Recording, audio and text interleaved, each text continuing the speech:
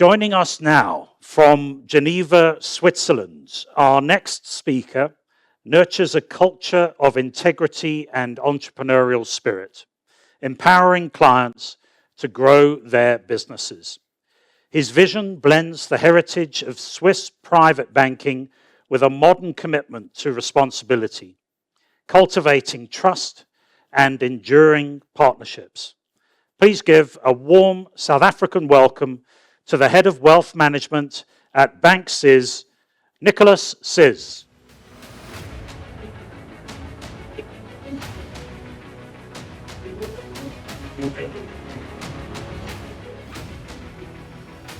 Thank you very much.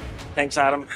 Thanks for Brenda as well for having me and for being able to partner with you. So I'm very happy to join you we already talked a little bit about finance earlier and the financial industry. So I'm going to make you work a little bit before I start my slides. But okay, so yes, that's the first question. So we hit it off right from the bat. So if you could raise your hands at who here trusts their banker. And keep those hands up for question number 2, which is, do you trust your bank? And if not, well, you can put that hat down. But it's pretty much the same. But what I can observe is that there's clearly not the majority of the room which is raising their hands, which is, I think, a topic of concern. And my main concern is this trust. It's the fundamental core value of private banking and wealth management. And this erosion of trust has actually happened through 3-4 last decades. You used to be the trusted advisor as a bank, the person who has this best interest of your clients at heart. We briefly talked about this morning already, financial crisis, 2008, which was really a turning point in that trusted relationship that customers and clients put in their bank. This was the moment as well when we and you all started to challenge, does the bank and does the banker have my best interest at heart? At pushing a product that I don't understand, but it is probably good for the bank, but is it good for me? And so trust is not only a topic of concern for financial institutions, but it's a concern, as we said, for media, for industries, food industries, politics, governments. We talked about Trump and the chaos he's creating and the trust or mistrust that he might create and put into the world organization. And then there's the leadership. As leaders, what trust can we have and how do we build that? And in this ever-evolving, sort of environment with the rapid pace of information, how do we rebuild that trust and how do we go about it? I come from a little bit of a different perspective with a family-owned and family-built business. So my father built this business, the bank and the group, 30 years ago. And today we manage it together with my brother and father. And we talked about values, the values that we abide by, and the guiding principle is not something that, we write on a paper. It's something that we are governed by on a daily basis. This is everything we do has to be aligned, and we have to have that center of building that business, which is aligned because everything we do is done for the purpose of our clients. And when you look at bigger corporates or corporate companies, it's all about growth, short-term returns. Whereas if you look at a family business, it's going to be invest for the long term.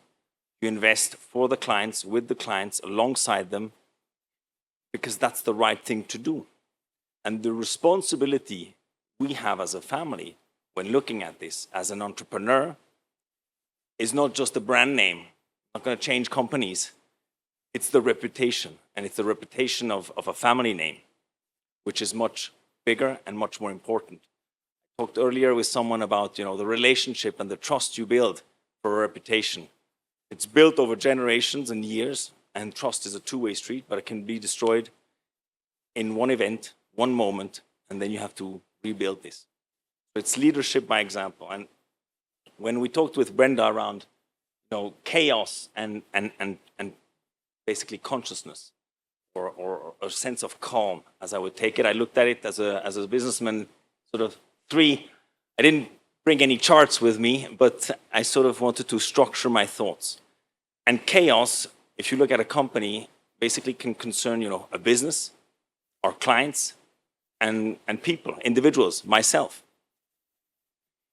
And chaos can be external through market events. We're seeing a lot of chaos right now. Be done through regulation, a change of regulation which impacts the business. It can come through change management. I'm second generation to my father. And when I joined the business, there was a lot of change management to be done, a lot of resetting of the values, of the mindset that we're looking for, concern to really be client-oriented. And that puts a lot of chaos on a company and a lot of strain. And if you couple that with maybe a lack of clarity, Marcus Aurelius just taught about that. Clarity of why you're doing what you're doing, where you're going, the purpose of the organization, the vision. That is not clear. You may have a lot of more chaos than you think in your business.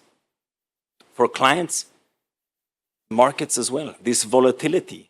If people don't know what's happening behind the scenes or not talking to their relationship advisor, lots of volatility, you're panicking. If you have no news, no contact, this sense of chaos might increase. The security, people put their wealth in the hands of a trusted partner and trusted advisors. If you don't feel secure, this might put a lot of stress on and sleepless nights. If you look at the service and the delivery, this should be a good experience. We talked about regulation again. Does this make the journey easier or harder? This creates, again, a sense of chaos and not having the same sense of urgency perceived from the person who should be working for me. And then there's the personal thing, personal situation. Your personal situation might be, in a divorce, handing over to the next generation, not being organized. And if you don't have that partner where you're building your relationship with, that is listening to you, the sense of chaos might grow even further for yourself and your family. On a personal level, it's all about work-life balance. For me, at least, if I don't have that work-life balance, I might have sleepless nights and chaos will increase, and I will be driven into not making rational decisions. The misalignment that you can see in a company, you sometimes see a lot of politics that governs decisions.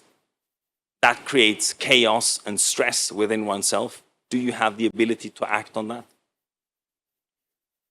Trusted circle of people within a company or around yourself. If you do not have that trusted circle that keeps you grounded, how can you share and your issues or just bounce back ideas?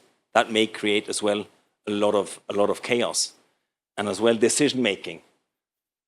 Sometimes closing your eyes and ears because you're not making any decisions might push the problem further down the road and probably build up a lot more stress. So how do we create that sense of consciousness or as I put it, a sense of calmness? Well, we said chaos is actually a good thing, and often we learn and grow from chaos by facing it head on. And Brenda talked about breathing, and I think that's a very good one because it keeps you grounded and doesn't put you in a mental sort of stress situation. If we look at the business side, it's about organization and building a plan. If you're hit hard and your profitability or your numbers don't look the same, look at it, break down the facts, and then look at how you can mitigate and create a sense of belonging in the company. Be very transparent and share where you are and where you're going. This honesty with the company, and we've been hit by different crises and through COVID and before that, but the transparency of which you go to your colleagues and share what's happening and what difficulties are aligned, Well, that's what I've personally felt, is that actually the employees come together and work twice as hard because you've trusted them and you've embarked them on the challenge and the journey. I take a lot of time with actually teams and individuals. Listening to people is the essence of everything for me. To understand, is my perception the reality, or is the company seeing something completely different? This is why I travel a lot with the team, and to see and feel the sense of urgency, and to be transparent and to be able to share with them as well.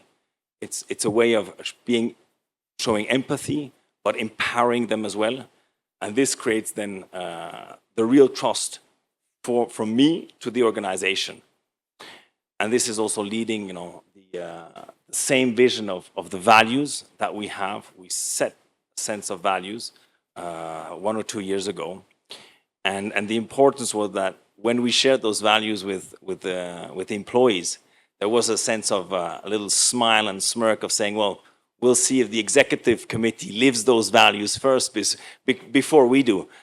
And that's the reality. It is, because if it's not lived from the top, then nobody's going to be convinced that these values are authentic and true. And this comes that we need to continuously push for that, to lead by example at the organization, to build that mutual trust so that people actually do believe in what we're doing and why we're doing it.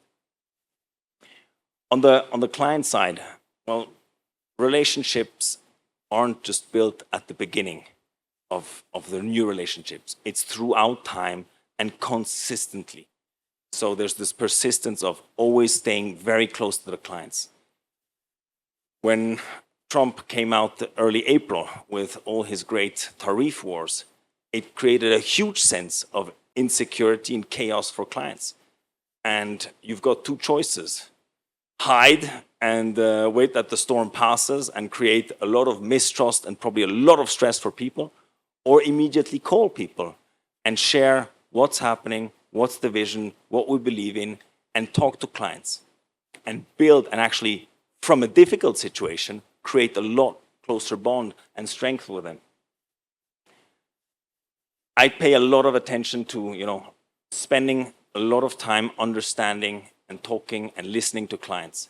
It's not about product pushing. It's about understanding where the clients come from, where they go, their personal situation, to then share a solution that is tailor-made, that corresponds to what they need today and to what they need tomorrow. This is the only way that you can build a long-standing mutual relationship that is not self-centered, but that is invested in the clients. We invest with the clients and for the clients, because we as a family invest alongside them. And transparency.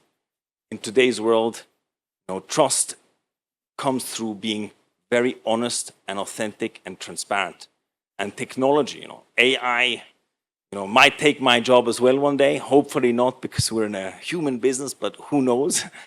But AI is key to actually, leverage on technology to build transparency for the client so that they understand how we operate, where the fees come from. There is no black box.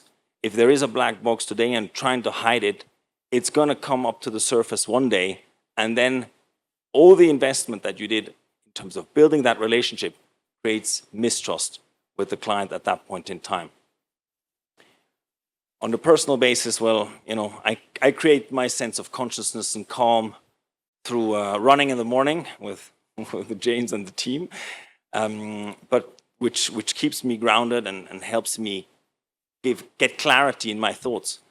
But most importantly, it's this honesty to have to oneself around where we're at, why we're doing what we're doing, and have that clarity to make decisions and to face problems. There's always tons of problems, and when you're up there leading people, you need to separate them, because it can cloud your judgment, and being able to say, which are the problems that I can have actually an ability to act on, and which I cannot. Those who I cannot, put them aside, and take time on those where you have an ability to act on and make a decision.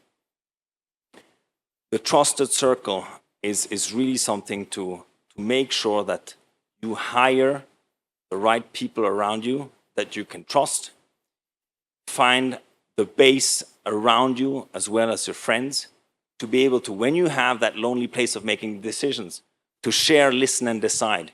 This is key. Follow the gut. I think this is also listening to oneself. Don't push decisions to tomorrow. This will only create more chaos. Take the time to understand what the decisions is and why you're doing it. And really be driven by, and I think Brenda said it as well, doing the right thing, even when no one's looking. This is a basic rule that I teach my children, still very young, 6 and 8, but it is a grounding principle, doing the right thing when no one's looking. And don't do it for me, I tell them, do it for yourself, because this will give you the ability to just be aligned with your values and build trust. So as we're going, into this new world and the future, I believe trust is the cornerstone of actually going and helping calmness and consciousness. I'll leave you with one last question, which is, how are you actively building trust in your business, your relationships, and the way you lead your companies? Thank you very much. Thank you, Nicolas. Thanks so much. Well done.